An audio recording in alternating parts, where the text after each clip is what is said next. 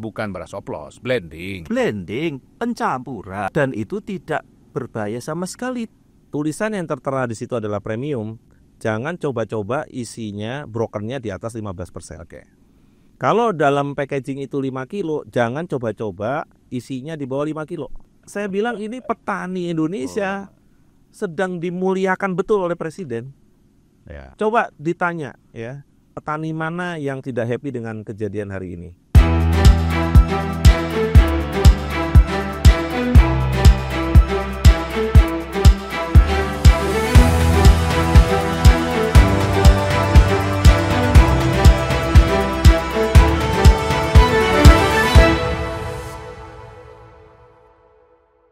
Nama saya Fitriani, asal saya dari Bogor. Melihat berita sekarang lagi ramai tentang beras oplosan ini, ya jelas ngerugiin saya gitu ya sebagai masyarakat. Apalagi si kemasan beras oplosannya ini itu dikemas dengan kemasan yang premium, tapi isinya tuh justru kualitasnya itu di bawahnya gitu. Jelas ini tuh ngerugiin kita sebagai masyarakat. Harusnya sih pemerintah itu tindak lanjut gitu, turun tangan langsung, ngelihat ke pasar gitu, ke supermarket, apa benar si beras ini dioplos gitu, isinya beneran gak sepremium itu. Nah kalau bisa juga emang ditindak lanjut ya, pelakunya dihukum berat gitu, diviralin. Kenapa? Karena ini tuh bikin beban di masyarakat, bikin beban juga untuk masalah di Indonesia gitu, makin banyak. Salam jumpa di edisi kali ini, saya Maulana Estarto. Kembali kita di Ruang Suara The Podcast dari Radio Republik Indonesia. Kami hari ini akan menghadirkan diskusi. Kami sudah menyampaikan hal ini di sosial media kami juga karena kami akan bahas mengenai apa yang sekarang sedang booming sebenarnya. Tapi bukan soal booming masalahnya, kita harus bisa mencari apa yang sebenarnya terjadi dan bagaimana mekanismenya di lapangan. Kalau Anda lihat perkembangan berita hari ini, yang juga paling heboh adalah soal apa yang disampaikan oleh Menteri Pertanian soal beras premium oplosan. Jadi saya akan mengkonfirmasi itu apakah memang ada beras premium atau beras oplosan atau beras premium oplosan. Nah itu yang menjadi topik untuk diskusi kita di edisi kali ini, dan Anda bisa dengarkan kami di platform kami di podcast Ruang Suara. Untuk itu saya sudah menghadirkan dua narasumber saya yang memang bisa menjawab hal-hal ini dan kita akan konfirmasi. Saya sudah bersama dengan Kepala Badan Pangan Nasional Pak Arief Prasetyo Adi dan juga Guru Besar Pertanian IPB yang juga beliau ini jabatan lainnya ada nih, Ketua Umum Asosiasi Bank Benih dan Teknologi Tani Indonesia AB2TI. Itu jabatannya. Jadi Pak Arief dan Prof Andreas, terima kasih sudah bersama kami di kesempatan kali ini. Terima kasih juga Mas undangannya. Terima kasih. Ya, ini saya harus langsung konfirmasi nih saya harus ke Pak Arief dulu, Kepala Bappenas, soal apa yang sekarang muncul, karena memang narasinya macam-macam nih Pak Arief.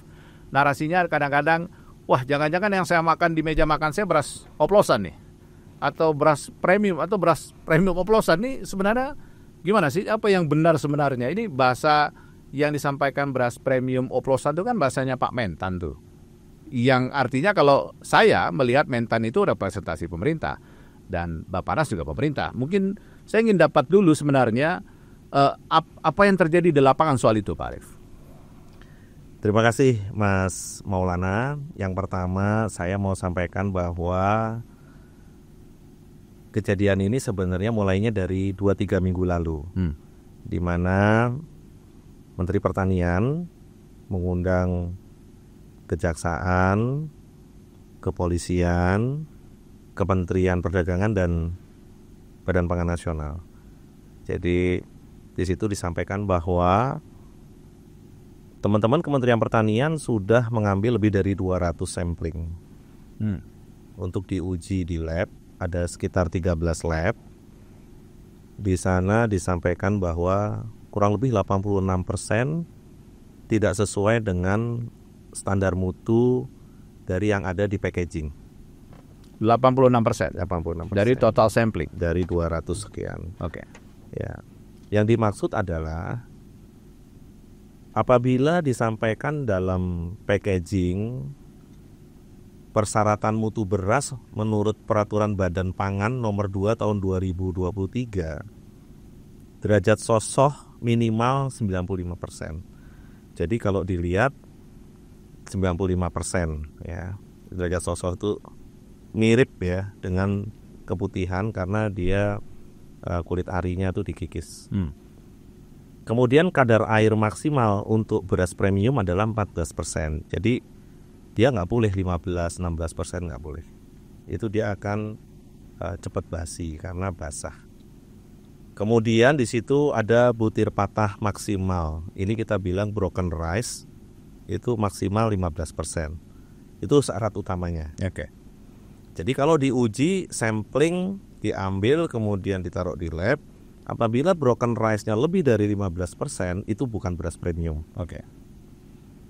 Kemudian yang satu lagi mengenai berat. Kalau dalam packaging, di packaging luar itu tertulis 5 kilo, maka isinya harus 5 kilo.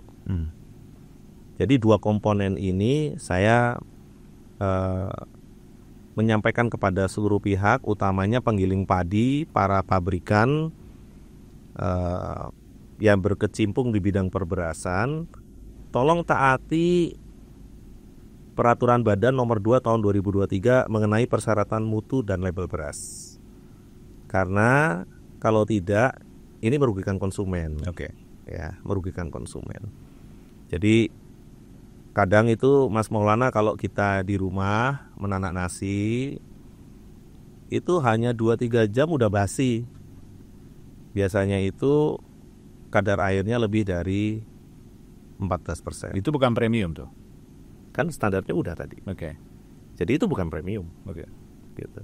Beras premium maksimum 14% kadar air, broken rice 15% maksimum. Oke. Kalau diuji sampling, kemudian masuk ke lab, brokennya 25%, itu udah ikutnya beras medium. Jadi beras pecahnya lebih dari 25% itu medium. Oke. Ya. Nah, beras medium harganya selisih jauh dengan beras premium. Misalnya untuk beras medium hari ini di pasar tuh sekitar 13 sampai 13.500 gitu ya. Kalau pemerintah matoknya 12.500. Kemudian kalau beras premium di zona 1 ini 14.900. Oke. Selisihnya ya bisa 2.000 sampai 3.000 rupiah. Nah, customer kita, konsumen itu mengharapkan dengan beli per kilonya 14.900, ekspektasinya adalah beras premium, di mana syarat mutunya seperti yang sudah saya sampaikan tadi. Di situ yang harus menjadi benang merah kita, bahwa beras yang ada di dalam kemasan itu harus sesuai dengan apa yang dijanjikan oleh produsen di packaging. Jadi mulainya dari situ. Nah, dari sampling yang didapat, kemudian ada 86% yang seperti itu. Menteri Pertanian memberikan langsung dokumen itu kepada kejaksaan dan kepolisian. Ya. Kemudian pada waktu itu Pak Menteri Pertanian menyampaikan tindak aja sekarang, karena ini merugikan masyarakat banyak. Pada waktu itu saya sampaikan, Pak Menteri, apakah sebaiknya, apakah tidak lebih bijak kalau diberikan waktu lah 2 minggu. Jadi apabila ada beras yang sudah di-delivery ke retail yang tidak sesuai dengan spek atau apapun, kita clearance saja. Jadi kalau berasnya beras medium, ya turunkan dong harganya. Jangan jual beras harga premium. Ya, Tapi berasnya beras medium. Tapi berasnya medium. Beliau sampaikan, ya saya ini kan hanya melanjutkan Pak Arief. Saya kan Menteri Pertanian melanjutkan Pak Arief. Waktu itu kan saya kan sempat PLT Menteri Pertanian gitu ya. Beliau sampaikan gitu sambil bercanda. Terus saya bilang, ya sudah Pak, kita kasih waktu, minta waktu. Di situ ada Brigjen Helvi. Beliau sampaikan sebagai Kasatgas Pangan, iya Pak, kita sampaikan dulu nanti dalam press conference supaya diperbaiki. Nah, masa itu sudah lewat. Oke. Ya, masa itu sudah lewat. Kemudian kemarin kalau saya lihat harga beras dari beberapa produk yang on shelf ya, ada di shelving itu, saya lihat turun sekitar Rp1.000 ya. Turun Rp1.000, dan tentunya kita juga menyampaikan kepada saudara-saudara kita penggilingan padi se-Indonesia supaya mulai mencek kembali gitu ya. Karena biasanya penggiling padi itu dia akan sangat memperhatikan kualitas produknya. Jadi brand itu dibangun bukan sehari 2 hari. Brand itu dibangun sekian lama dan mereka pasti menjaga. Karena brand itu ada value-nya. Ya. Misalnya RRI itu brand ya. Pasti semua orang RRI akan menjaga brand itu. Nah, cara menjaga brandnya gimana? Ya di situ ada quality control, di situ ada quality insurance, di situ ada uji lab, di situ ada seorang CEO biasanya akan memikirkan itu. Kira-kira begitu, Mas. Jadi sebenarnya kalau ditanya publik misalnya dengan bahasa yang lebih mudah, yang ada di lapangan hari ini dan namanya sudah dipampang di media, perusahaannya juga, mereknya juga, itu kategorinya premium atau medium atau apa? Apa yang bisa? Kalau di packagingnya premium. Kalau menurut hasil lab dari Pak Menteri Pertanian tidak sesuai premium. Nah, makanya diserahkan kepada pihak yang berwenang untuk didalami. Jadi diundang untuk menjelaskan bagaimana prosesnya, kemudian seperti apa sampai akhir.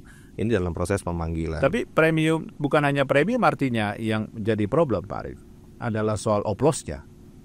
Apakah komposisi, bagaimana kita menjelaskan soal oplosan itu ya gitu ya? Oke, kita bicara oplos ya. Ini Prof. Andreas nanti karena beliau seorang profesor mungkin mengenai diksi, mengenai nanti kan biasa ngoreksi tesis bahkan disertasi orang gitu ya. Mahasiswanya kan juga banyak gitu ya. Nanti bahasanya mungkin lebih tepat beliau. Tapi buat saya begini, oplos biasanya konotasinya negatif. Pasti. Itu namanya oplos. Konotasi ya. Misal tadi beras yang jelek dicampur beras yang bagus, kemudian dijualnya jadi harga beras yang bagus misalnya. Itu oplos. Ya. Negatif. Kalau untuk mendapatkan beras premium, saya punya beras kepala, kemudian ada beras broken, harus dicampur sehingga kadar brokennya tidak lebih dari 15%, itu beras premium. Negatif atau enggak? Tidak, karena itu komposisi yang sudah dihitung. Betul. Berdasarkan definisi berdasarkan dari peraturan badan mengenai definisi beras premium. Ya. Kemudian ada preferensi customer, misal ya. Beras wangi, yang ini berasnya perak.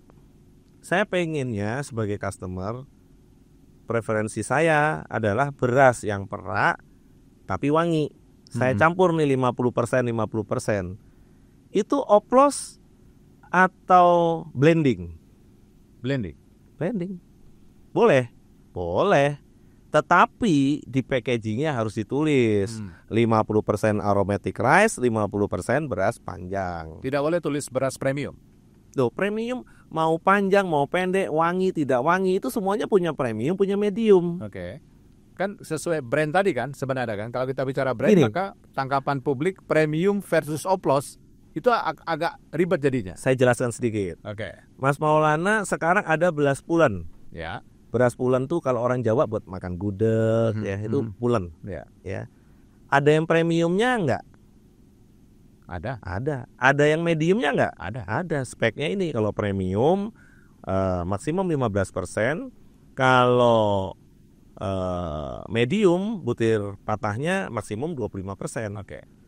Itu tadi beras pulen. Sekarang beras yang perak atau misalnya beras yang untuk nasi padang. Ada premium dan mediumnya enggak? Ada. Jadi mau perak, mau pulen, mau beras wangi, mau beras khusus, ya itu sebenarnya brokennya tinggal diatur. Broken rice-nya gitu. Tapi kalau secara jelas premium medium ini hanya perbedaannya tadi ya, broken rice-nya 15 dan 25. Ya. Ya, kita bicara yang lainnya misalnya ada beras submedium itu biasanya di atas 40% brokennya, kemudian beras pecah itu di atas 40%. Tapi gini, artinya selama proses pemeriksaan beras yang sudah ditemukan Satgas, kita perlu khawatir nggak beli beras yang ada di retail dan dimanapun? Kalau sepanjang yang saya lihat, alhamdulillah sampai hari ini nggak ada orang komplain mengenai sakit perut tapi itu kalau keamanan pangan mesti zero komplain, nggak boleh. Jadi makan pangan itu ya harus aman. Kalau tidak aman itu bukan pangan. Kira-kira begitu. Gimana tuh? Pangan itu harus aman, kalau tidak aman bukan pangan. Iya. Itu kita bicara keamanan pangan. Oke. So aman ya, kalau keamanan pangan aman ya Pak Arif ya? Iya. Garanti ya? Iya. Bisa digaranti. Artinya bahwa Iya. ketika bicaranya oplos tidak oplos, premium tidak premium, itu berbeda dengan keamanan pangan. Loh, kalau bicaranya oplos tadi, yang dioplos beras yang sudah jauh turun mutu, kemudian dicampur dengan beras panen baru, Ya. ya itu namanya oplos. Itu tidak boleh. Jadi yang sekarang terjadi itu bukan oplos, blending. Yang sekarang terjadi kita lagi cek. Tapi Jadi kan yang sekarang karena lagi cek, berarti sampel yang sudah diambil oleh Satgas, berarti yang sekarang sedang dicek oleh pemerintah di lab. kalau saya sekarang lebih menyampaikannya gini, Jadi gimana tuh? apa yang ada di packaging tadi, tulisan yang tertera di situ adalah premium, jangan coba-coba isinya brokernya di atas 15%. Oke. Kalau dalam packaging itu 5 kilo, jangan coba-coba isinya di bawah 5 kilo. Oke. Itu membohongi konsumen. Jadi intinya di situ ya sebenarnya. Selama spek itu terpenuhi, aman. Iya, dan Oke. kita kan juga punya di situ kan product specification, kemudian harga ya. Sama kemarin seperti minyak goreng. Pada saat di situ klaimnya 1 liter, Isinya 0,8. 1 liter harganya 15.700 minyak kita. Kemudian isinya 0,8 0,9. Melanggar nggak? Ya melanggar. Nggak cuma itu, bisa beras, bisa minyak, bisa gula atau apapun, kalau misalnya tidak sesuai dengan labelnya, itu melanggar. Oke. Jadi itu harus ditindak. Oke. Itu yang Pak Presiden kemarin sampaikan dalam acara pembukaan atau launching Kopdes Merah Putih 21 Juli di Klaten. Ya. Ya, beliau sangat marah kalau yang kaitannya sama masyarakat atau petani peternak ya itu diganggu. Misal ya, Prof Andreas, kita semua sepakat harga gabah 6.500. Tetap ada aja yang bandel, maunya beli ditekan di bawah 6.500. Ya. Ya. Itu Presiden marah sekali. Oke. Siapapun penggilingannya kalau perlu kita tutup. Begitu. Oke. Begitu yang disampaikan. Sekarang sama. Pada saat masyarakat harusnya mendapatkan beras premium dengan harga 14.900, kemudian mereka, saudara kita ini membeli dengan 14.900 tapi isinya medium, beliau juga marah. Jadi kita punya presiden yang sangat concern terhadap itu, Mas Maulana. Pasti Prof Andreas sudah punya hitung-hitungannya soal itu ya, soal beras itu. Ketika Anda mendengar kasus itu pertama kali, apa yang di benak Anda gitu? Apa yang Anda lihat soal itu? Gini, terkait tadi kembali ke isu oplosan ya Mas Maulana. Ya. Penggunaan diksi oplosan itu menurut saya kurang tepat. Kenapa kurang tepat? Masyarakat, di dalam benak masyarakat secara umum, oplosan ini berkonotasi negatif. Pasti. Oplosan pasti negatif. Berkonotasi negatif, berkonotasi itu berbahaya, berkonotasi bahwa itu tidak menyehatkan kalau dikonsumsi. Jadi itu. Nah, untuk itu saya menyarankan pemerintah jangan menggunakan itu, karena pernah dulu kasus misalnya kasus beras oplosan yang dicampur plastik kan, beras plastik kan pernah menjadi heboh ya, walaupun yang dari Tiongkok itu ya, yang sebenarnya itu 100% hoax kan itu. Jadi itu 100% tapi itu kalau itu bagaimana? oplosan benar kalau itu. Iya, itu negatif. kalau itu. Oke, kalau itu oplosan ya. Iya, karena kan berbahaya bagi kesehatan dan pasti gitu, dikonsumsi gimana caranya, walaupun itu tidak masuk akal. Butir plastik lebih mahal dibanding beras, ngapain bikin beras plastik? Dari hal yang sederhana seperti itu aja udah nggak masuk akal. Jadi itu 100% uang terkait dengan. Untuk kasus ini gimana? Nah, sekarang terkait dengan Saya kayaknya kalau kasus agak tendensius ya. Untuk peristiwa ini gimana? Gitu. Kasus ini dengan polisi. Tadi Mas Aris sudah menjelaskan apa makna sesungguhnya kan ya. Kalau di luar negeri itu istilahnya blending kan. Lalu apakah ada beras yang tidak di blending? Ada, tapi relatif kecil. Misalnya kita menjual beras khusus pandan wangi, itu kan tidak di blending sama sekali kan. Pandan wangi, isinya pandan wangi. Lalu kemudian itu pandan wangi beras kepala, jadi tidak dicampur sama sekali dengan menir kan, dengan beras patahnya tadi. Tapi itu kecil sekali komponen tersebut. Sebagian besar beras yang beredar tidak hanya di Indonesia, di luar negeri pun juga di blending. Di blending. Ya, karena apa? Ada berbagai alasan. Tadi Mas Aris sudah menyampaikan beberapa alasan yang lainnya seperti ini, Mas. Karena tadi Mas Aris sudah sampaikan, kami di AB2TI itu memiliki juga pabrik beras modern di Indramayu. Itu pabrik beras pertama dan satu-satunya milik petani kecil di bawah koperasi AB2TI. Nah, sehingga kami tahu persis bagaimana proses itu. Ya. Jadi kalau kita mau menggiling, katakanlah GKP dengan harga 6.700 ya, kalau sampai di pabrik kan 6.700. Itu jadinya berapa, Mas? Setelah jadi beras medium, itu biaya produksinya 13.888. Tapi dengan komponen beras kepalanya itu tinggi. Jadi brokennya kurang dari 5%. Beras medium. Ketika itu kita lanjutkan dengan color sorter dan sebagainya menjadi beras premium, brokennya juga less than 5%. Yeah. Nah, padahal tadi peraturan Bappenas kan sudah jelas. Lalu broken kalau untuk beras medium bisa sampai 25%. Nah, untuk itu supaya juga konsumen tidak membayar terlalu tinggi, di harga 13.888 untuk beras medium, maka kemudian dicampur dengan broken sampai mendekati 25%. Oke. Dan itu kan dicampur saja. Lalu apakah itu berbahaya? Tidak, ya enggak sama sekali lah ya. Karena yang namanya broken rice, misalnya di Amerika broken rice malah lebih mahal dibanding beras kepala kan. Jadi itu lalu kemudian kalau beras premium, karena beras premium persyaratannya 15%, ya sudah dicampur saja dengan menir sampai mendekati 15%. Jadi sebenarnya yang ada di lapangan bukan beras oplos, blending, pencampuran. Dan pencampur oke. Dan itu tidak berbahaya sama sekali, tidak ada efek negatif dari pencampuran. Seperti tadi saya sampaikan, di Amerika yang namanya broken rice lebih mahal. Tapi karena sampai sejauh ini nggak zero komplain dong, nggak ada yang komplain juga kan soal makan beras yang dibeli di mana-mana kan nggak? Iya, nggak ada komplain sama sekali. Iya. Kita perlu memisahkan antara tadi yang pencampuran beras dengan isu food safety, keamanan pangan. Ini berbeda sama sekali. Beras bisa menjadi tidak aman. Ya. Misalnya kalau kandungan pestisida di dalam beras tersebut melebihi kan ini. Karena kenapa publik akhirnya atau narasi ini berkembang? Ya. Karena oplos tadi. Nah, oplos itu sangat erat kaitannya dengan hal negatif. Oh iya. Hal negatif di oplos saja tetap negatif. Biasanya miras negatif di oplos tetap negatif kan? Betul. Iya kan? Oplos itu narasi atau diksi yang dipakai untuk sesuatu yang pasti negatif, bad effect kan? Ya, bad effect bagi benak konsumen. Sehingga untuk itu sebaiknya pemerintah jangan menggunakan diksi oplosan. Karena tadi berbagai alasan tadi. Balik lagi ke beras. Nah, kalau kita lihat, Mas, kalau itu tadi beras dalam kemasan ya, gampang ngeceknya. Ya. Apakah sesuai aturan atau tidak, amat sangat gampang ngeceknya. Nah, sekarang kalau beras yang ada di pasar becek, di pedagang beras di pinggir-pinggir jalan, bagaimana? Iya. Kan dia di tempat-tempat aja kan.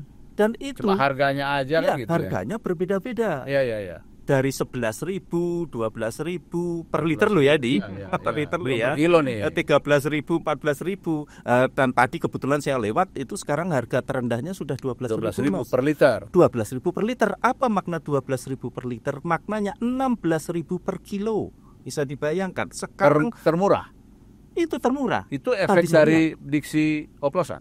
Iya, saya kurang tahu persis, dalam arti kita perlu waspada, perlu hati-hati terkait dengan munculnya isu ini yang begitu membesar.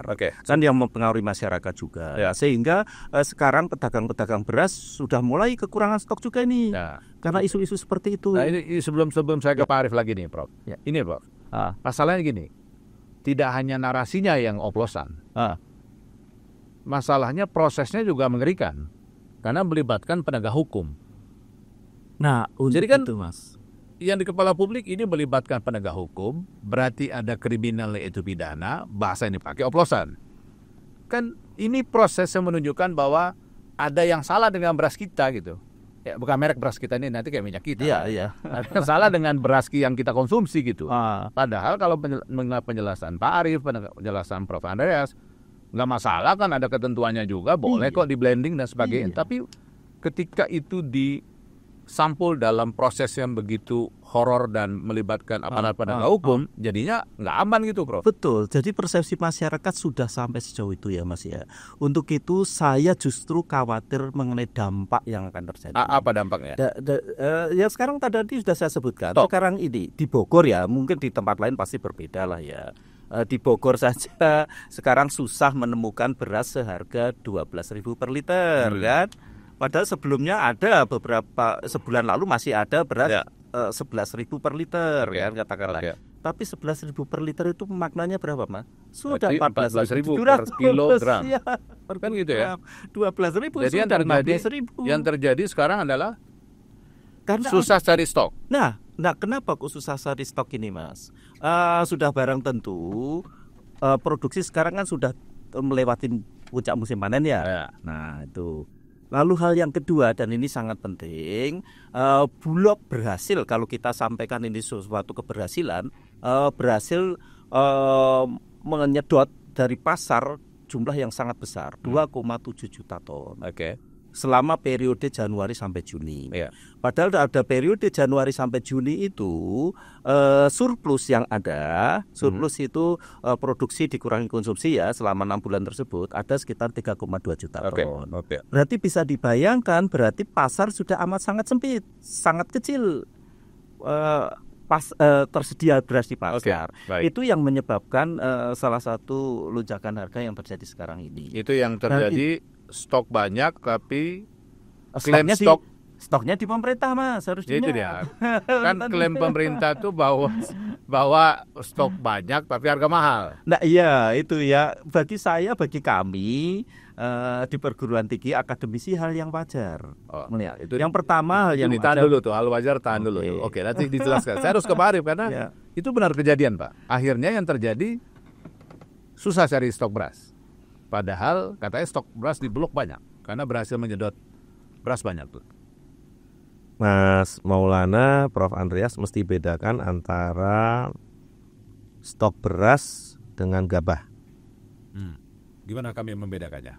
Ya, gabah kering panen itu artinya baru produksi di sawah, kemudian dipanen, itu gabah kering panen. Dikeringkan ya menjadi kadar air 14%, itu namanya gabah kering giling. Kemudian Prof. Andreas tadi sudah sampaikan ada penggilingan ya, milling plant, itu digiling menjadi beras. Hasilnya itu ada beras kepala dan ada beras broken. Plus menir. Menir itu lebih kecil lagi dari broken, ya, dia kecil. Kemudian sesuai dengan standar mutu, karena kita punya regulasi untuk standar mutu, perlu 15% dari beras kepala tadi dimasukkan ke situ supaya 15%-nya itu adalah campuran, dan itu yang namanya beras premium. Ya, jadi mesti ke situ dulu supaya ini teman-teman RR ini bisa mencerdaskan seluruh pendengar. Jadi memahami bahwa gabah kering panen, gabah kering giling, beras. beras premium, beras medium tadi sudah ya. Kemudian berikutnya lagi kita bicara mengenai cadangan pangan yang disebutkan.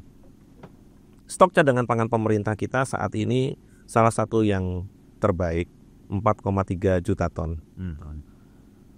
4,3 juta ton ini ya, itu komposisinya ada sekitar 1,7, 1,8, 1,7 transfer stok dari tahun 2024 ke 2025 plus penyerapan Bulog 2,8 juta ton.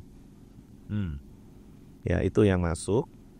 Kemudian kita sudah distribusikan 181.000 ton di bulan Januari dan Februari. Kemudian Badan Pangan Nasional seizin Rakortas sudah menugaskan Bulog untuk 1,3 juta ton stabilisasi pasokan harga pangan. Jadi ini diberikan beras dengan harga 12.500, packaging 5 kilo sampai dengan akhir tahun nanti 1,3 juta ton. Oke. Badan Pangan sudah menugaskan Bulog. Badan Pangan yang menugaskan?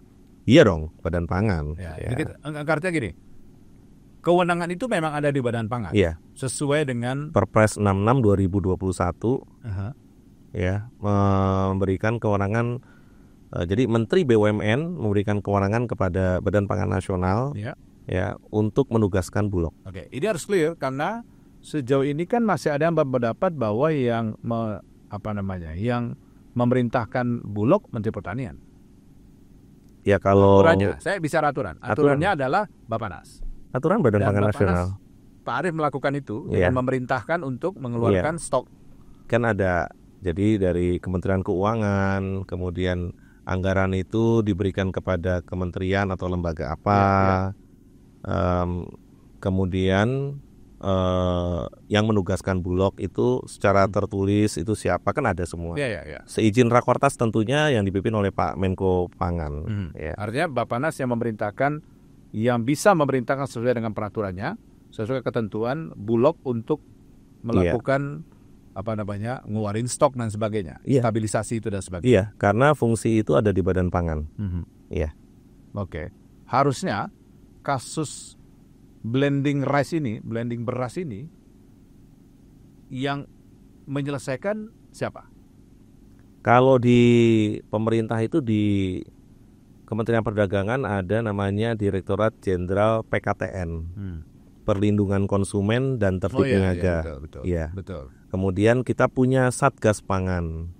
Jadi makanya Pak Menteri Pertanian pada saat menemukan itu melapornya kan ke polisi, ke Satgas Pangan. Satgas Pangan itu di bawah polisi?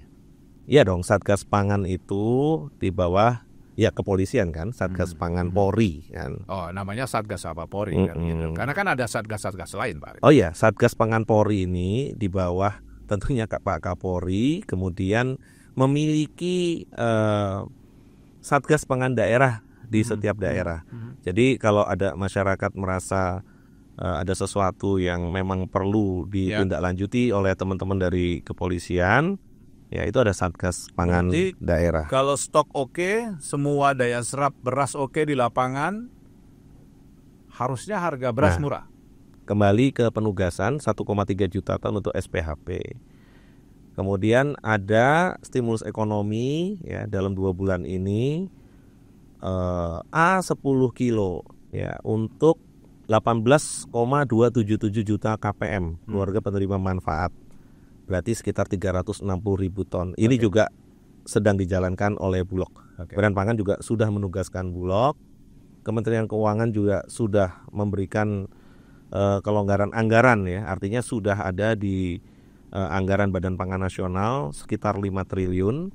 Kemudian untuk SPHP 1,3 triliun. Jadi dalam waktu 2 minggu terakhir ada sekitar 6,3 triliun yang disiapkan pemerintah, 1 untuk stimulus ekonomi, 2 untuk stabilisasi pasokan dan harga pangan khususnya beras ini. Jadi clear, itu sudah ada karena itu perintah Pak Presiden ya untuk memberikan bantuan pangan 2 bulan. Pada waktu itu diajukan oleh Menteri Ekonomi dan Menteri Keuangan. Jadi saya ada di situ dan ini memang dilakukan salah satunya selain stimulus ekonomi juga mungkin bisa meredam hari ini masyarakat yang paling memerlukan dari desil 1 sampai desil 7 bisa menerima itu plus stabilisasi. Jadi sebenarnya Prof, ini memang harusnya diganjel seperti ini. Jadi stok Bulog 4,2 juta ton itu akan kita gunakan 1,3 juta tonnya sampai dengan akhir tahun, plus 360 ribu tonnya dalam 2 bulan ini. Oh, 360 ribu itu dalam 2 bulan ini ya? Iya, karena bantuan pangan 2 bulan. Oke, Ya kan kita lihat kondisi Juni, Juli ini akhirnya mundurlah ke Agustus karena kan ada tahun ajaran baru, keperluannya banyak sehingga pemerintah merasa perlu ada stimulus ekonomi dan itu sudah disetujui oleh Pak Presiden Prabowo Subianto. Oke. Ya, kemudian kita bicara stok dalam waktu dekat. Ya, Badan Pangan Nasional tentunya penugasan dari Rakortas, ya, maksudnya dalam Rakortas dipimpin oleh Menko Pangan atas usul Pak Menteri Pertanian, kita perlu mentop up lagi stok Bulog, ya 1 sampai 1,5 juta ton. Untuk menambah stok Bulog kan kita keluarin tadi, ya. Kita keluarkan 1,3. Kalau nggak nambah pun cukup. Tergantung preferensi kita. Begitu ya? Iya. Oke. Kalau mau memperkuat cadangan pangan pemerintah, tambah 1 juta ton. Tetapi kalau kita lihat itu, ya kita juga harus lihat produksi di semester 2. Tapi sudah diputuskan dalam Rakortas akan ditambah 1 juta ton. Dari panen lokal. Oh, nggak impor? Enggak, kita tahun ini saya takut kalau udah nambah biasanya sebelumnya Pak Arief. Iya. Biasa kalau kita harus menambah cadangan pangan beras pemerintah negara. Caranya kita akan lakukan impor beras. Saya cerita mengenai undang-undang pangan. Di Undang-Undang 18 tahun 2012, ya, kita ini wajib menjaga ketahanan pangan nasional. Jadi kita bicara food security, ketahanan pangan nasional. Ya. Yang paling utama adalah memperkuat cadangan pangan nasional dari produksi dalam negeri. Dalam negeri dulu pertama. Itu nomor 1. Nomor 1 tuh ya? Iya. Ya. Karena itu yang bisa memperbaiki ekonomi di pedesaan, ya, produksi dalam negeri. Kita pemerintah, kalau perintahnya Pak Presiden itu harus meng-offtake yang dikerjakan oleh petani, yang dihasilkan oleh petani dalam negeri. Sehingga waktu sebelum panen raya, Maret kemarin, April, Prof. Andreas, itu perintahnya Presiden telak-telak ya, 6.500. Siapapun yang menghalangi, ya sikat. Jadi beliau itu, ya, kalau dalam rapat-rapat kabinet kemarin dengan para menteri, kepala lembaga, beliau selalu bilang pasal 33. Masih ingat nggak pasal 33? 33A, B? Semua dong. Pasal 33 itu kita bicara perekonomian disusun sebagai usaha bersama berdasar atas azas kekeluargaan. Makanya ada Kopdes Merah Putih. Betul. Ya. Pak Prof. Andreas udah punya koperasi duluan nih. Ya. Tapi negara hadir di situ. Yang kedua, ayat 2. Cabang-cabang produksi yang penting bagi negara dan menguasai hajat hidup orang banyak dikuasai oleh negara. Kalau menurut beliau menanyakan kepada pihak-pihak yang kompeten, beras itu termasuk hajat hidup orang banyak nggak? Jadi pada saat semrawut begitu, beliau akan mengambil posisi, ya ini dibiarkan nih seperti ini. Tapi kalau semrawut nggak beres-beres, negara akan ambil. Karena ini menguasai hajat hidup orang banyak. Beliau sampaikan begitu ya, dalam, nggak saya tambahin, nggak saya kurangin. Artinya Pak Presiden itu sangat ingin menjaga negaranya, masyarakatnya, gitu. Karena beliau sampaikannya dengan nada yang tinggi. Iya, beliau kan patriotik. Gitu. Patriotik. Nah, beliau itu kan patriotik. Jadi kalau ada harga gabah di bawah 6.500, beliau orang nomor 1. Saya ada di situ. Beliau marah sekali. Jadi kalau ada petani dihargai di bawah 6.500. Ya, seperti di Sumatera Selatan itu waktu kita naikkan ke 65 itu masih ada 54, 55 nggak naik. Marah sekali.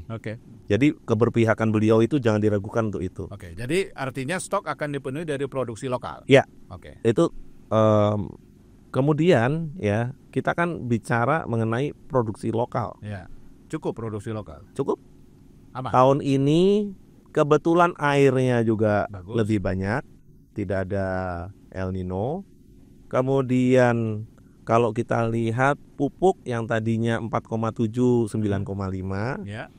tapi tentunya kita masih punya beberapa PR yang harus kita kerjakan. Salah satunya adalah saluran irigasi. Oke. Jadi kalau saluran irigasinya belum seperti yang direncanakan oleh kita semua, kemarin pemerintah ini Pak Mentan itu Menko Pangan ya, itu sudah menyiapkan daerah mana yang perlu penambahan irigasi. Jadi dari bottom up. Jadi Artinya dari para lokal nggak bupati masalah ya, Pak Arif ya? ya produksi Dari dalam negeri. produksi dalam negeri nggak masalah. So far kalau kita lihat on track. Sejak kapan kita nggak masalah sebenarnya? Sebelumnya juga nggak masalah sebenarnya. Ya kalau kita lihat tahun lalu yang paling bermasalah Tapi itu pun bisa cukup. karena impor. Oke. Jadi gini, Badan Pangan Nasional itu ditugaskan Aha. ya nomor 1 ya penyerapan itu dalam negeri. Oke. Tapi dalam forecast yang berjalan itu KSA dari BPS itu udah kelihatan 3 bulan ke depan. Oke. Jadi sekarang kita mau bicara misalnya produksi, bahwa produksi kita itu sebenarnya surplus sekitar 2,9 sampai 3 juta ton. Surplus ya. Iya. Oke. Jadi Iya. aman dong. Ya, tapi kalau 2,7 jutanya ada di Bulog, itu menurut saya udah mulai harus dikeluarkan. Oke. Jadi Bulog suka nyimbun juga. Bukan, itu cadangan pangan cadangan. pemerintah. Beda nih, Supaya gini. jangan salah tuh. Kalau nimbun itu gini.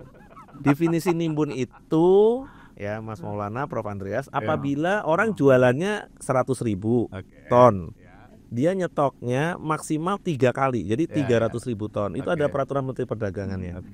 Kalau dia nyetoknya di atas 300.000 ton itu nimbun. Oke.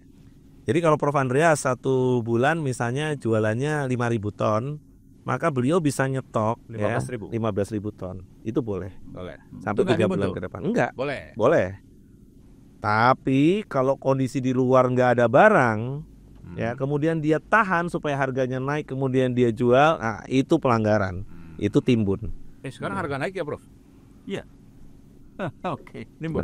Oh, Jadi kondisinya, bentar. nah, Perspektifnya Profesor. Perspektifnya Profesor dulu. Ya, supaya ini nih, biar enak. Gini. Tadi Mas Arif sudah menyampaikan. Saya kalau melihat Mas Arif ini seperti pemadam kebakaran, Pak. Jadi itu. Iya. Harga beras naik itu kenyataan. Ya, itu realita. Itu kenyataan. Nanti dalam podcast ini saya akan gulirkan street interview dengan pedagang sama konsumen. Biar real kita bisa lihat di Ya, lapangan. jadi itu tadi kan sudah saya sampaikan kan, kalau kita lihat di pasar-pasar, di pedagang-pedagang beras naik semua Mas sekarang. Benar. Yang mula-mula harga termurah 11.000 per liter sekarang sudah 12.000 per liter. Di Bogor ya sudah barang itu, di tempat-tempat lain bisa berbeda. Salah satu kalau dari analisis saya ya tadi karena pemerintah stok reserve stok di pemerintah itu begitu besar. Dan tadi juga Mas Arif kalau hitungan saya 3,2 surplusnya, tadi Mas Arif tadi sampaikan 2, sampai 3 kira-kira kan ya. Dari 3 surplus dari bulan Januari sampai Juni 2,7 sampai 2,8 diserap oleh pemerintah. Bisa dibayangkan. Sehingga kelebihan surplus tersebut yang ada di pasar relatif kecil. Itu salah satu penyebabnya. Lalu hal yang kedua, penyebabnya memang betul produksi beras atau produksi padi tahun ini itu melampaui tahun 2024. Oke. Tapi kalau itu kan tidak apple to apple ya membandingkannya. Tidak apple to apple maksudnya demikian. Tahun 2024 Terus apple to apple-nya dengan tahun berapa? ya misalnya tahun yang kondisinya hampir mirip, misalnya tahun tahun berapa 2022. Lebih mirip dengan sekarang? Ya. Oke. Nah, kalau tahun 2022 ya, ini saya kan ada data juga. Di tahun 2022 produksi Januari sampai Juni itu 18,54 juta ton. Oke. Beras, setara beras ya, bukan kita tidak lagi bicara gabah. Oke. Kan? Lalu kemudian tahun 2025 data BPS 18,76 juta ton. Berarti perbedaannya hanya 200.000 ton. Sehingga ya kita perlu hati-hati nih. Jangan-jangan produksi tidak meningkat spektakuler sebagaimana yang diklaim atau yang kita harapkan. Jadi itu karena apa? Ini saya barusan 2 minggu, Mas. Harapan siapa tuh? Saya bingung juga.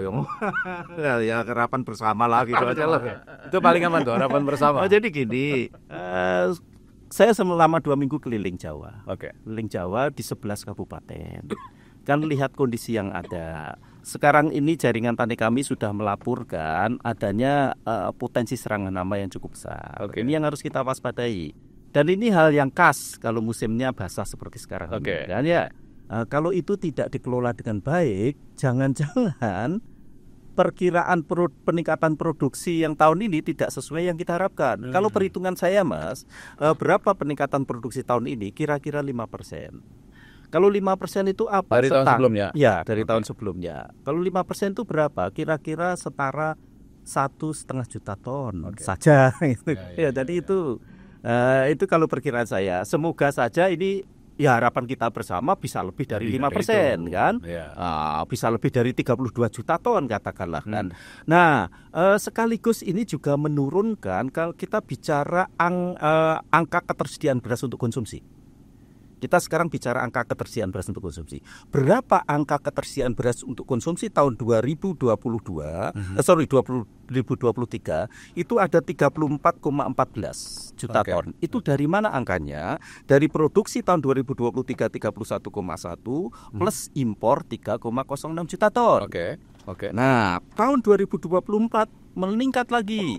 Produksi 30,62 juta ton. Impor 4,5 juta ton, sehingga angka ketersediaan beras untuk konsumsi 35,12. Saat ini, Mas, paling rendah selama 3 tahun terakhir ini. Saat ini? Ya, tahun 2025 perkiraan saya. Artinya?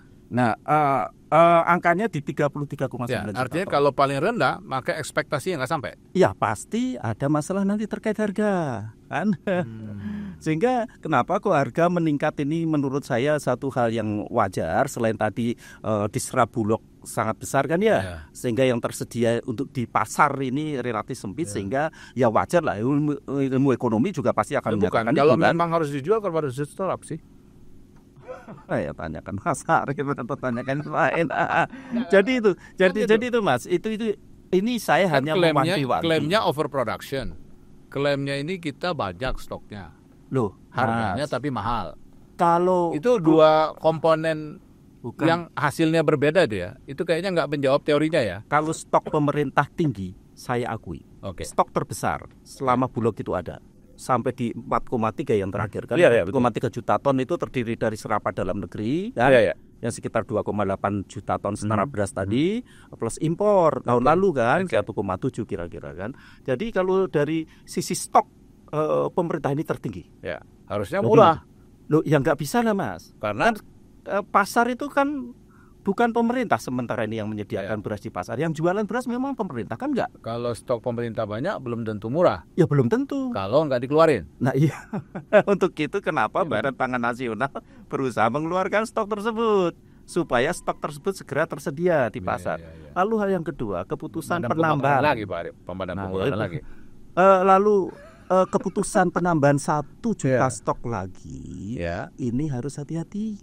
Oh, kenapa? Karena sekarang ini sudah panennya sudah mulai menurun kan. Jadi puncak panen itu biasanya di bulan April atau Maret atau April Mei lah, di situlah di sekitar itu. Lalu kemudian turun, lalu kemudian panen lagi biasanya Juli Agustus ini. Turun lagi. Nanti kalau ada panen ketika amat sangat kecil itu sekitar bulan Oktober. Saya tanya Prof aja gini, Profnya. Jadi Pak Arif sangat yakin kalau memang amanatnya adalah stok dalam negeri harus kita serap dulu untuk mengamankan ya. Sudah. Jadi no impor dong, karena cukup. Ya, kalau saya amat sangat setuju. Dalam arti saya amat sangat di level setuju. Itu tidak impor. Tidak akan impor ya? Ya, tidak akan impor. Bukan sangat setuju nih. Saya sangat kalau setuju. Kita bicara soal kebutuhan, ini bukan soal setuju nggak setuju. Kalau nggak setuju, saya tahu Prof paling nggak setuju impor. Iya kan gitu. Tapi kan kita harus realistis juga bahwa stok dalam negeri kita sangat cukup. Iya.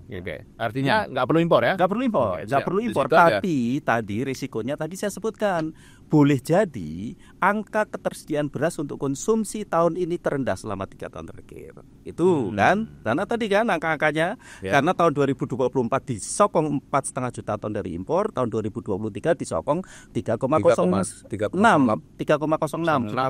tadi, 06 juta ton. Nah, terus sekarang mengenai pergerakan harga ya Mas ya, ini kami setiap bulan itu melakukan survei di 47 kabupaten, dan ini sudah barang tentu angkanya bukan angka oplosan atau angka pesanan, enggak, betul-betul dari angka blending kan?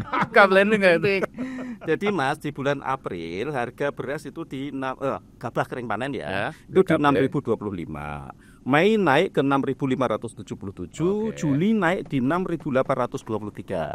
Saat ini per hari ini tadi saya kontak ke jaringan tani kami di Jawa Timur, angka harga gabah kering panen sudah 7.200 sampai 7.400. Di Trenggalek bahkan sampai 7.600. Di Bojonegoro 7.200, di Jawa Barat sudah barang tertinggi. Indramayu itu sudah 7.600. Jadi data ini menunjukkan bahwa gini, dalam arti ini beras gabah mulai langka.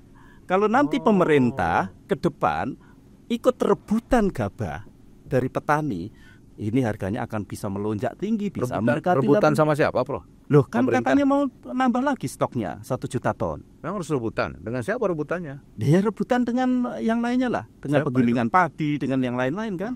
Untuk pemerintah. Kan ini logika awam, pemerintah masa harus rebutan. Pemerintah minta harus kasih dong. Itu dan harga wajar. Nah, kalau misalnya pemerintah tetap dengan angka 6.500, saya pastikan nggak akan bisa nyerap gabah ke depan ini. Pasti tidak bisa nyerap gabah dengan harga gabah yang ditetapkan 6.500. Pasti. Karena ada yang 7.000 kan? Terendah 7.600 ya. Iya. Banget ya. Iya, di Indramayu sudah 7.600 harga gabah kering panen. Ya kecuali nggak tahu kalau pemerintah nyerapnya di luar Jawa sana yang harganya mungkin masih belum begitu setinggi di Jawa. Jadi itu Mas, jadi untuk itu hanya mewanti-wanti saja. Kalau pemerintah tetap memutuskan akan menyerap lagi 1 juta ton setara beras loh ya, ini bukan gabah ya, 1 juta ton setara beras, agak hati-hati di saat-saat seperti ini. Karena sekarang ini betul-betul rebutan gabah. Bahkan yang jaringan tani Karanganyar ada salah satu yang pengepul lah. Sudah rebutan, langka lagi. Jadi ini saya kira beberapa catatan saya ya. Karena kita perlu juga memperhatikan hal yang seperti ini. Jangan-jangan nanti akhirnya Mas Arif lagi jadi pemadam kebakaran setelah harga naik terus. Kan saya ngomongin, kan saya Pak aja jawab. Oke, silakan Mas Arif. Dinamikanya itu selalu, dinamikanya itu Pak. Selalu kalau dengan Prof Andreas itu diskusinya sangat menarik. Jadi begini, kalau saya lihatnya begini. Sudah benar dong, sekarang ada bantuan pangan 360.000 ton dikeluarkan. Sangat betul. Sudah betul dong 1,3 juta ton disiapkan untuk stabilisasi sampai akhir tahun. Jelas, jelas sangat Jadi, betul itu. Minimal itu yang saya dua hal itu betul. Loh, minimal itu sudah betul. Betul, sangat Depan kita bicara mengenai, maksud saya ini pemerintahnya keren juga gitu. Maksudnya kita bisa membuat seperti ini. Sudah betul belum yang ketiga bahwa harga gabah itu kita jaga di atas 6.500 buat petani? Oh ya, kami amat sangat berterima kasih. Di atas 6.500 ya? Iyalah, sekarang petani senyum semua. Terbukti nggak? Di atas 7.000. Rugi tadi harganya. Berarti keren dong pemerintah. Iyalah. Semangat dong ya. Salaman dulu dong. Badan Pangan Nasional yang keren, Mas. Saya yang salaman dulu dan ini sangat konsisten gitu ya. Jadi saya kan, kalau Prof Andreas tadi sampaikan ya, kita sangat konsisten. Iya. Jadi tahun 2023 Perbadan nomor 6 dan 7 itu menaikkan harga GKP dari 42 ke 5.000. Kemudian tahun 2024 ada peraturan Badan Pangan nomor 4 dan 5 itu menaikkan ke 6.000. Pak Presiden lebih keren lagi, tahun 2000 Presiden Prabowo nih tahun 2025 menaikkan 6.500. Ada buntutnya lagi, inequality. Apapun kondisinya ya. Makanya saya bilang ini petani Indonesia sedang dimuliakan betul oleh Presiden. Coba ditanya ya, petani mana yang tidak happy dengan kejadian hari ini? Ya. Happy kan? Loh, ya, ini saya ada itu data yang lain, saya- Mas. Enggak, Ya, tapi happy. Ini data nyangkut dengan data yang disampaikan Mas Ari. Jadi, Mas, ini catatan kami ya, karena kami tadi saya sampaikan, kami setiap bulan melakukan survei di 47 Oke. kabupaten. Catat tadi gimana? Tahun 2018, harga gabah kering panen 4.775, Mas. Apakah kemudian tahun berikutnya naik? Tidak, Mas, turun, Mas. 2019 turun ke 4.671 rata-rata dalam setahun. Tahun Belum ada 2020 Bapanas tuh, belum ada tuh. belum ada, Bapanas belum ada. Masih aman, Ini catatannya masih aman. ini menarik ini Ya. data kami di 2020 turun lagi di Nanti lihat. 4.535, di 2021 turun di 4.319. Oke. Nah, tahun 2022 setelah Badan Pangan dibentuk naik ke 4.638. Oke, Nah, naik. itu belum terjadi perubahan HPP loh, Mas. Belum. HPP masih Itu 2022. Ya, Oke. belum siap. dirubah. HPP Bulan belum apa dirubah. tuh? Setahun, Mas, Setahun, rata-rata oke, kita nggak oke, bisa siap. bicara bulanan. 2023 naik terus. Nah, 2023 ini HPP dinaikkan Oke. dari 4.200 ke 5.000. Berapa, Mas, harga gabah kering panen di tingkat usaha tani dari 4.638 melonjak ke 6.086. Bisa dibayangkan kenaikan demikian tinggi. Tahun 2024 naik lagi, HPP dinaikkan dari 5.000 ke 6.000. Tadi Mas Arief sudah sampaikan. Harga gabah kering panen di tingkat usaha tani naik lagi ke 6.649. Jadi ini bagi kami ya, karena saya mewakili sedulur tani, kami ada di 125 kabupaten, Mas. Oke. Pengurusan kami itu amat sangat berterima kasih. Jadi Dan ini karya petani siapa? sejahtera. Iyalah. Ya, Karya Bapanas. baik lah. Ini karya siapa? Karya Badan Pangan Nasional, Mas. Oh. Bukan karya yang lainnya. Berarti keberadaannya oke ya. Oh iyalah, dari Oke. tahun Tapi masalah 2025 begini, kan dinaikkan, Mas. Pak Arief, Lagi Pak 500. Prof. Ya. Tapi masalahnya kalau kita bicara soal beras, Ya. 3 komponen harus happy semua. Ya. Jadi kalau kita Petani, bicara beras, Ya kan? harga wajar di tingkat petani, harga wajar di penggiling, ya Sama konsumen. konsumen. Itu semua nggak bisa salah satu Oke. happy, satunya nggak Masalahnya oke, konsumennya nggak oke nih. happy. Nah, sekarang saya Harganya mau cerita. mahal. Ya, sekarang saya mau cerita. Iya, iya. Kok cerita lama dong? Ya sudah, berpendapat. Ini seru ini hari ini. Tapi saya senang. Artinya dengan Prof Andreas yang sangat kritis, luar biasa. Artinya beliau ini tidak subjektif, objektif, semuanya based on Ya, karena bawa papernya. Coba diangkat aja, Prof. Iya. Pakai data lo ini. bahasa kerennya. Iya, ya. Waktu saya di retail bisnis, CEO saya dulu bilang number can talk. Oh iya, betul. Jadi kalau Dan number yang bener loh, Mas ya. Oh, iya. Nah, dan number It's yang the bener juga, Mas. numbers, ya. Jadi Jadi itu numbers ya. angka ini angka yang benar. Oke. Jadi kalau sekarang logikanya pada saat harga gabah dari 42 naik 45, 5.000, 6.000, 6.500, Dan di atas 6.500, kira-kira nih ya. Harganya naik atau turun berasnya? Ya, logikanya naik lah, Pasti naik, naik. pasti naik. Sehingga pemerintah ya hari ini menyiapkan tadi bantuan pangan, kemudian stabilisasi ya. Sambil sama-sama kita review. Ya, karena step berikutnya setelah petaninya sudah happy, maka konsumennya, penggilingnya juga harus dipikirkan juga. Iya. Karena kita bicara ekosistem pangan. Betul. Ekosistem itu apabila berjalan baik, apabila semua lini ya merasakan hal yang sama. Oke. Ya. Kemudian kalau harga gabah itu naik, ya, itu pilihannya ya ada 2 nih. Yang pertama kita review betul-betul ya. Kenapa kok orang beli gabah ungkul-ungkulan, bukan ugal-ugalan loh ya. Ungkul-ungkulan. Apa tuh artinya ungkul-ungkulan? Ungkul-ungkulan tuh gini. Prof Andreas belinya 6.800. Mas Maulana nggak mau kalah, naikin 200. Ya. Saya nggak mau kalah, saya naikin lagi 200. Prof Andreas nggak mau kalah lagi 7.400. Bidding dong? No, not bidding. Jadi tadi Untuk menyerap dengan yang terbatas sebenarnya. ya. Jadi Kalau jumlahnya nggak terbatas ya nggak akan terjadi. that's my point. Poinnya di mana tuh poinnya? That's my point. Jadi pada waktu bulan Maret April, kenapa harga gabah itu sulit sekali ke 6.500? Karena produksinya sangat tinggi. Setara beras 5,2 juta. Ya, 5,2 juta kok 2 bulan berarti 10,4 juta. ini kita harus apresiasi sama Kementerian Teknis, sama semua pihak, petani, ya, Sama cuaca, Mas. sama cuaca, Gusti Allah ya. Jadi ini kita wajib bersyukur. Jadi semester pertama ini kita sudah melaluinya dengan sangat baik. Semester pertama, petani happy, barang ada, Bulog bisa serap, nih semua ya, everybody happy di semester pertama. Konsumen happy. belum. Oh iya, di semester pertama iya. Semester dong. pertama ya. Happy gak? Happy. Iya, sekarang ini baru terjadi. Sekarang kan kenaikan. bulan Juli semester 2. Oh, udah bulan 2. Kita Semester pertama oke ya. ya, ini kita Deal nih. Juni. Oh iya dong, Ya, harus deal dulu. Data menunjukkan. Nah, ya. data- Number can talk. Ya, number oke. ketok. Kita kan duduk ke sini Ya, ya, untuk ya. itu Oh, ya. ya, Numbernya ya. kebetulan number saya sama Prof Andreas sama Oh, nih. iya, Ya. betul. Semester Indah. pertama oke. Iya. Sekarang semester 2 nih. Sekarang kita bicara semester 2. Oke. Ujian sebenar-benarnya kepada bangsa kita ini hari ini soal perberasan Oh. itu adalah di semester 2. Betul. Setuju. Karena Karena semester 2 grafiknya itu nggak pernah naik. turun. Turun. Oh, tadi kata Prof Andreas. Iya. Produksi, hati-hati ya. Hati-hati. Nanti ya di bulan November dan Desember minus defisit. itu kita defisit. Itu bisa defisitnya 1,4 sampai 1,5 juta ton.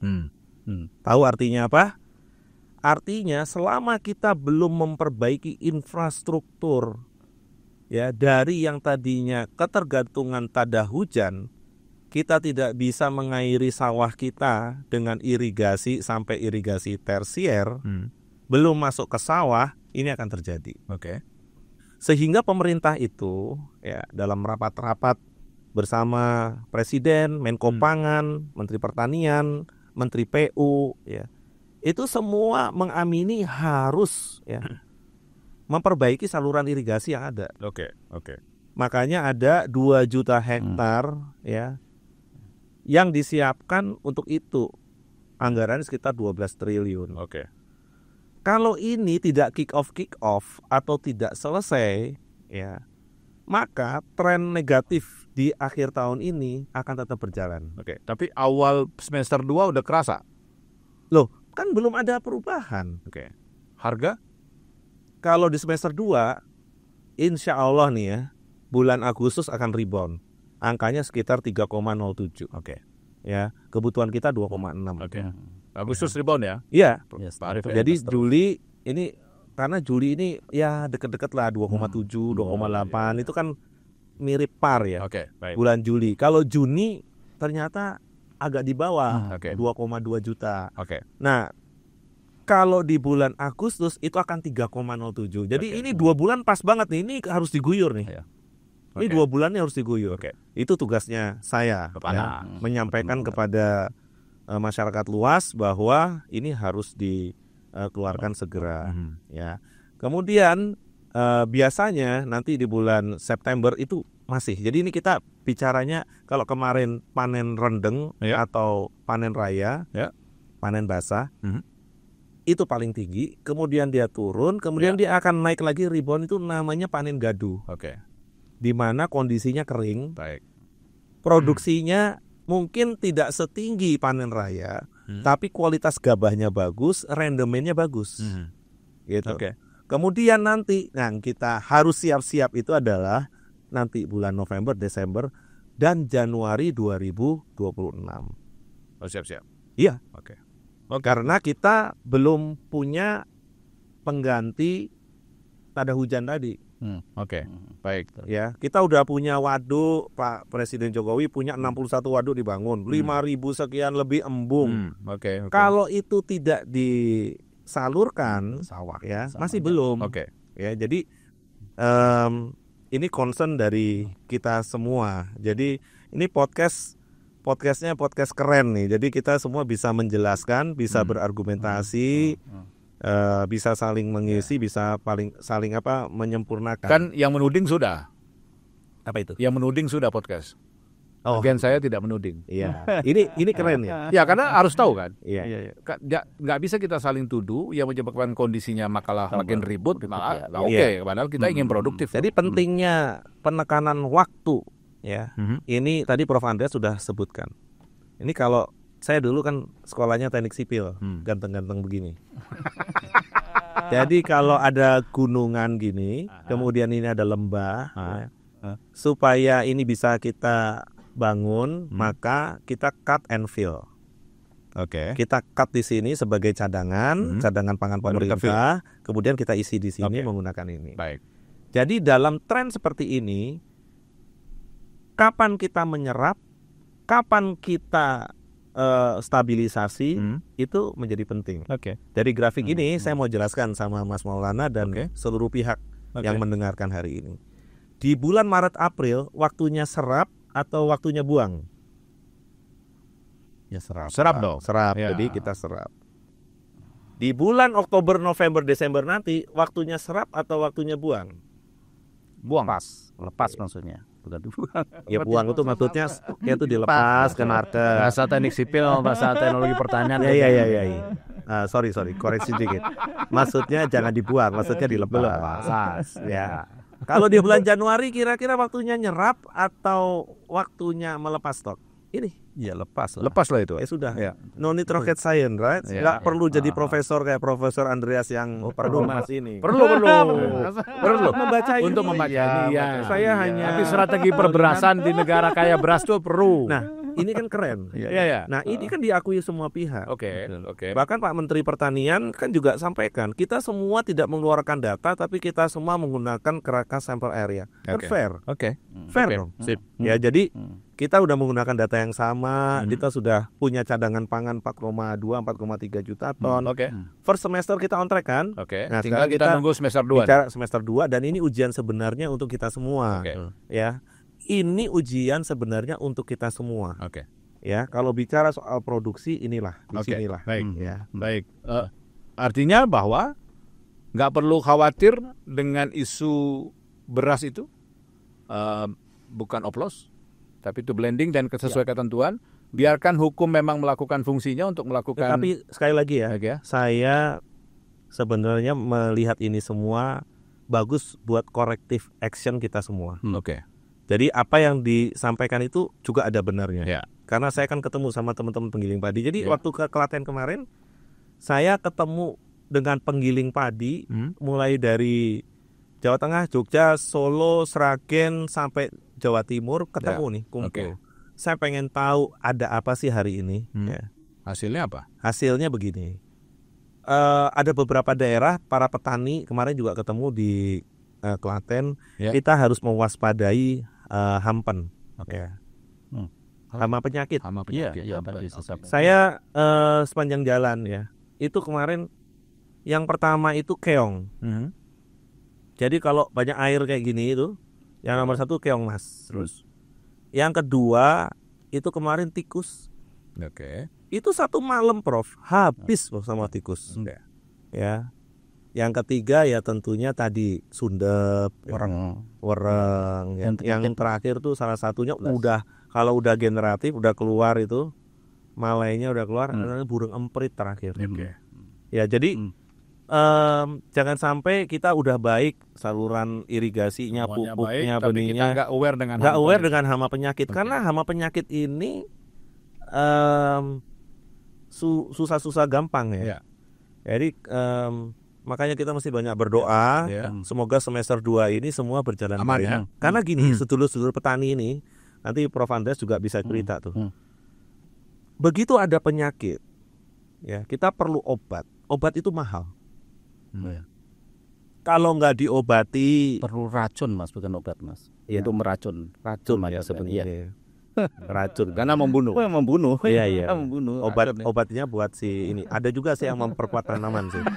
Jadi tanamannya itu diperkuat. Maka Pak Profesor jangan salah diksinya. Iya, diksi ya. Salah. Tapi apapun maksud saya adalah supaya kita panennya berhasil. Ya, tadi hama penyakit, kemudian sampai dengan panen nanti, ya. Kemudian berikutnya lagi saat panen itu kita harus kurangi losses. Oke. Baik. Jadi kemarin itu pengalaman saya ya Prof ya. Lossesnya juga banyak. Oke. Ya kalau tracer mas, tapi kalau dengan combine harvester untuk itu perubahan teknologi perlu mas. Tahu nggak kenapa saya bilang? Ya combine harvester oke. Pada waktu kemarin itu hujan. Combine harvesternya itu melesat juga. Baik. Ya kemudian sawah, kalau jangan dibayangin sawah itu di pinggir jalan begini. sawahnya itu agak masuk nih setengah jam 20 menit dari pinggir jalan, truknya nggak bisa masuk. Jadi jalan usaha tani juga penting. Maksud saya itu loh, Prof. Ya, betul. Ya, jadi kita ini kan sekali lagi ya, karena kita nih orang-orang lapangan dan kita semua paham ya. Ayo dong sama-sama nih kita pindahin ekonomi ya yang ada di Vietnam, ada di Pakistan, ada di Thailand, balikin ke Indonesia mumpung presidennya ini semangat untuk dorong produksi dalam negeri. Dan untuk petani Indonesia. Baik. Artinya Profesor mau ngomong apa? Ya, gini Mas. Tadi kita kan harus persiapan ke depan ya. Yang perlu saya lihat ulang ini Mas terkait dengan tata kelola pangan di Indonesia. Jadi sementara ini Mas Arief sudah melakukan dengan sangat bagus sesuai dengan golden rule tata kelola pangan. Tapi akhir-akhir ini mulai agak bergeser. Ini yang saya khawatirkan. Apa golden rule tata kelola pangan Mas? Yang pertama penguatan kebijakan berbasis fakta. Ini yang sangat penting. Kan atau policy based evidence ya. Gitu. Karena apa? Ketika kebijakan ini tidak dikuatkan dengan fakta yang ada, itu dampaknya besar terhadap berbagai pihak. Kan ya. Lalu hal yang kedua, Mas, golden rule yang kedua, kita harus hati-hati menerjemahkan sinyal harga. Nah, jadi sementara ini kan yang terjadi, harga kok naik terus. Lalu akhirnya, ini pasti ada yang bermain. Gitu kan? Nah, itu yang harus dihindari yang seperti itu kan ya. Ini ada yang bermain kelompok-kelompok tertentu. Padahal ya tadi sudah saya jelaskan kan, kenapa kok harga naik kan? Jadi itu karena memang sudah lewat dari musim panen, lalu stok yang dipegang pemerintah cukup besar sehingga yang tersisa di pasar relatif sedikit itu. Lalu hal yang ketiga Mas, dan ini sangat penting, seharusnya lembaga lembaga pemegang stok atau reshoff ini kan itu harusnya bebas dari intervensi, sehingga mereka bisa menghitung dengan cermat in out-nya. Mas Arief ahlinya di sana kan, kapan in kapan out kan, sehingga ini harus di manage dengan sangat baik sehingga in out-nya ini bisa berjalan dengan baik. Jadi jangan ada intervensi ya? Ya seharusnya lembaga-lembaga seperti itu bebas intervensi. Apa itu? Mas. Lembaga biasanya apa tuh? Ya kalau di Indonesia kan bulog, bulog lah ya. Yang ngitung-ngitung itu. Bulog. Jadi itu. Lalu hal yang terakhir, golden rule yang terakhir Mas, harus diingat. Pemerintah hanya menguasai 10% dari total produksi nasional. Kan sekarang nyerap 2,8 kan, ya mungkin sekitar 3, sekian lah nanti kan, berarti kan hanya 10% dari total produksi nasional. Nah dalam kondisi seperti itu maka langkah yang lebih tepat itu harus menjamin harmoni antara pemerintah dan swasta. Itu yang langkah dari tepat. Jadi ketidak saling percayaan antara pemerintah dan swasta ini harus dikurangi. Dan di sini saya kagum dengan Mas Arief. Karena apa? Beliau selalu merangkul, kami sering pertemuan-pertemuan, merangkul berbagai pihak. Sehingga ini perlu satu hal yang perlu kita atasi bersama. Bahkan dalam penetapan HPP Mas, baru pertama kali di Republik ini penetapan HPP mengundang jaringan tani. Kami diundang dalam penetapan HPP. Ini nggak pernah? Nggak pernah. Dari itu, ya mungkin jaringan tani tapi sebenarnya bukan petani kan ada memang. Panjang kali ceritanya. Tapi itu seru itu. Jadi kalau saya cerita itu ya, pada saat kita mengundang para petani, penggiling padi, stakeholders di bidang pangan, itu seru itu. Kita tuh kalau Prof. Andreas tuh kan maunya gabah itu ya kalau iso pitung ewu, iso wolong ewu gitu ya. Tapi kan di sana ada penggiling padi, ada 280 juta konsumen. Ya itu juga harus dipikirkan. Jadi saya kalau pimpin rapat itu ya, ada Kementerian Pertanian, Kementerian Perdagangan, Badan Pangan, Badan Fiskal, Bulog, BUMD, semua Serikat Petani Indonesia, HKTI, KTNA, AB2TI, kami undang semua termasuk akademisi. Nah itu boleh berargumen detail line by line. Ya, berapa cost structure dari pembentukan harga gabah sampai menjadi harga beras. Keren banget itu. Dan terakhir saya cuma bilang begini. Bapak Ibu semua, ya. Saya sebagai Kepala Badan Pangan Nasional, tentunya ini hanya bisa kita bawa ke rapat atau rakortas yang lebih tinggi. Di situ tidak akan pernah bisa 100% membuat Bapak Ibu bahagia. Jadi kalau Prof. Andreas mau 7.000, ya maunya beliau 7.000. Penggiling padi maunya ya kalau bisa 6.000 terus. Penutupnya adalah itu ya. Nah, jadi inilah ini yang namanya sinergi, kolaborasi, pentahelix dan lain-lain. Justru itu Mas yang penting. Itu yang paling penting hari ini. Dan maaf ya, saya hari ini harus berterima kasih kepada seluruh petani di Indonesia karena apapun kondisinya mereka sangat setia. Jadi kalau Pak Presiden Prabowo Subianto hari ini berpihak pada petani, tepat. Itulah patriotik. Karena memang mereka itulah yang diperlukan dan itu yang harus dilindungi kalau kita mau sustain ya ke depan. Itulah yang dikerjakan hari ini. Terima kasih. Pak Arief, terima kasih banyak. Prof, Ya. terima kasih banyak Prof. Sama-sama Mas Maulana. Mudah-mudahan kita berdebat sini nggak apa-apa. Ya. Ya kan? Tapi semua nggak senang itu harapannya semua. Iya. Tapi pasti ada yang ada yang senang banget, ada yang. Mas Maulana, satu lagi saya lupa. Gimana? Saya mau terima kasih kepada RRI hari ini mencerdaskan kehidupan bangsa. Terima kasih. Terima kasih banyak. Terima kasih juga penonton podcast dan pendengar kami dimanapun Anda berada. Enggak apa-apa, Anda komen. Jaringan Petani komen aja kepada Pak Arief, Bapak Andreas. Kan itu momen untuk membawa aspirasi kita juga. Nanti kalau Pak Arief diundang Presiden untuk rapat kembali. Saya Maulana Isnarto, sampai jumpa.